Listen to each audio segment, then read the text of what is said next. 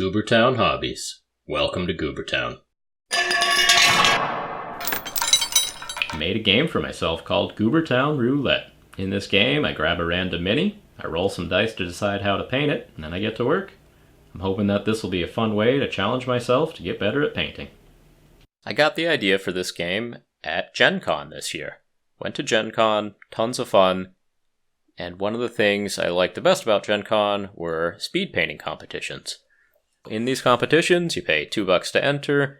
They sit you down at a seat that has 12 paints and 2 paintbrushes in front of it. Then they give you a random mini and 45 minutes to make that mini as cool as you can. Here are some of the minis I ended up doing. And it was a lot of fun because those restrictions of, paints, paintbrushes, and then given a mini that you have never seen before, probably, was great because you're making snap decisions about the paint scheme you want to use, about the style you want to use, and the limitations force interesting choices, and I think really help develop skills at a much faster rate than just, painting your 100th Space Marine or what have you. And so, as a result of doing these speed paints, I decided to make this little game for myself. I figured it would be a good way to actually use a lot of the models in my backlog that I might not otherwise get to. So when I went home, I went through my bit spins and was not surprised at all to come up with a pretty meaty pile of minis that I probably wouldn't have got to otherwise. Basically, they're from armies that I don't plan on building anytime soon. They're metal. I just probably wouldn't have gotten to them. That being said, all of these minis are cool. Looking through, just tons of neat details and a lot of really fun stuff you could do with them. So, yeah, I got around to cleaning them up, putting them on bases, doing some priming, and then I wrapped them up, put them each in their own little paper bag, stapled the bag shut, and threw all those bags into a bin, which became the treasure bin for Goobertown Roulette. Looking through some of the pictures, there are some really cool models in there, and I hope that they are not lost in that bin forever. There's definitely some motivation for me to play this game, keep pulling out random minis and painting them. So that treasure bin is half of Goobertown Roulette. The other half are the missions, the painting missions.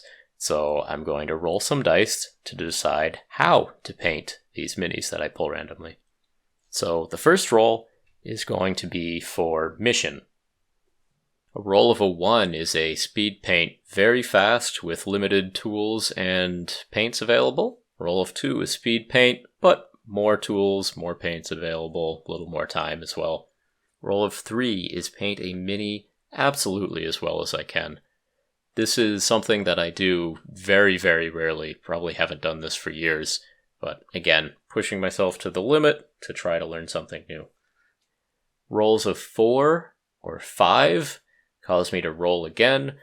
These require me to use a particular technique, feature that technique prominently in the mini. So either various sorts of blends or using a pigment or something like that.